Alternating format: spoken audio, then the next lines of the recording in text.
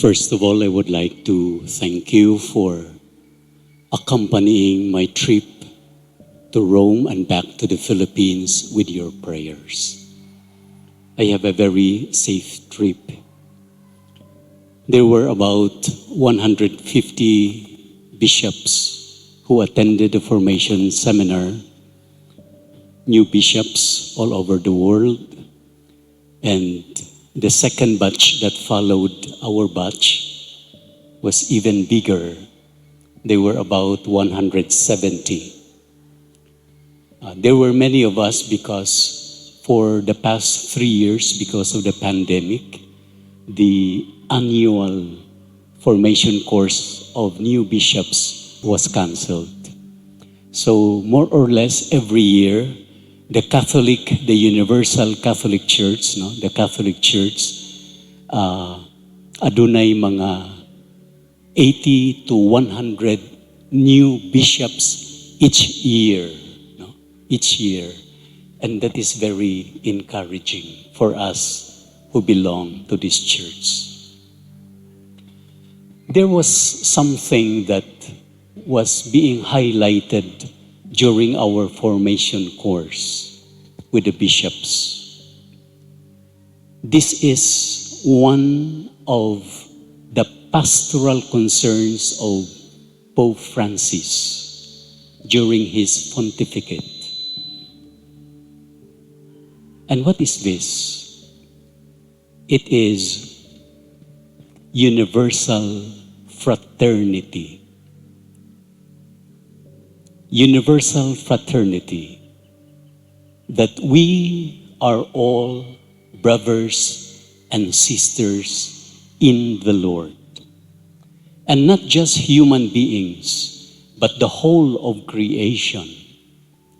Because all of us creatures were created by one, the same God.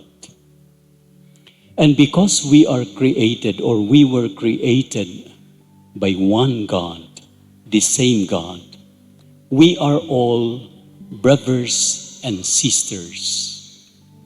And therefore, we should care for one another.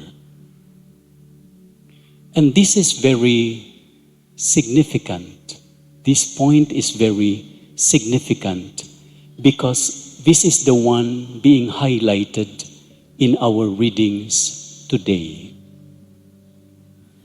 Jesus in the Gospel tells us of a parable of the rich man and Lazarus. And during their lifetime, this rich man, who dressed in purple garment and fine linen, he was eating every day, just like a feast. Every day was a feast. Not just during weekends or once a month, but every day. There is no more distinction between a normal meal and a feast. He was living a luxurious life. On the other hand, Lazarus, the poor man, was left hungry, lying at the doorstep of this rich man. And we were told in the parable that at the end of their lives, when they died, the rich man went to the netherworld in torment. He was suffering, while Lazarus, the poor man, found himself on the side of Abraham, enjoying the gifts and the blessings of God. Now the question, why was the rich man ended up his life in torment? He was rich in the world while he was still living in the world. But after this life, he found himself suffering. The gospel did not accuse him as a thief. Dili siya kawatan. Hindi siya magnanakaw. He was not a murderer. He was not an adulterer. He did not harm anyone. He did not commit any crime. But what was his great sin? His great sin is this. He has all the resources. He was living in abundance. But he did not use these resources to help someone in need. He was indifferent. He did not care for Lazarus, the poor man.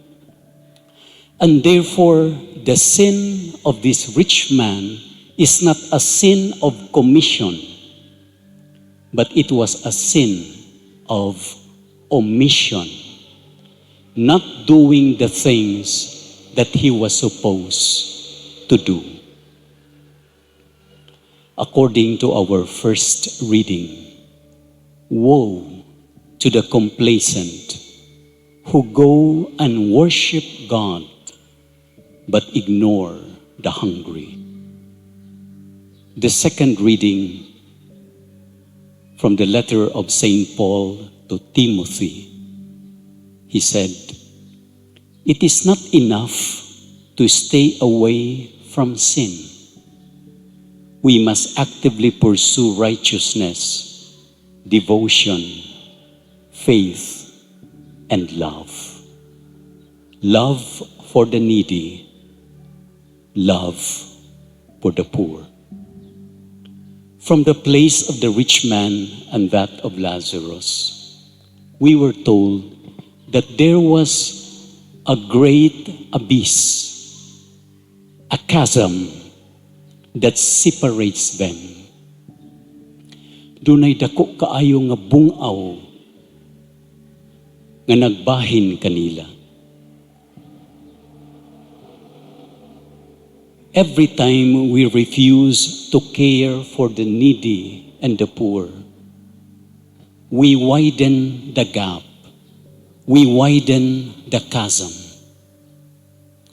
That is why Pope Francis invites us to build more bridges than walls. Bridges that will connect the rich and the poor.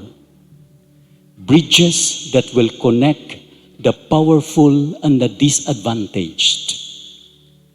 Bridges that will connect children and parents, employees and employer, leaders and their constituents, the sick and the healthy.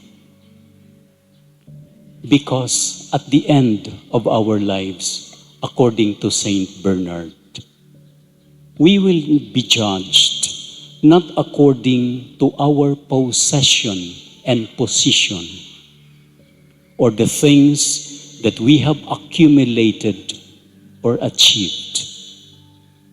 At the end of our lives, we will be judged the way we make use all the blessings that we have received from the good Lord in helping the poor and the needy. Saint Ignatius of Loyola has a very beautiful prayer about generosity. And let me end my homily with this beautiful prayer so that it will evoke in us our concern and love for the poor. He said, "Lord, teach me to be generous. Teach me to serve you as I should, to give and not to count the cost, to fight and not to heed the wounds, to labor and not to seek for rest, to give myself and not to seek for a reward, except the reward of knowing that I am doing your holy will. Amen.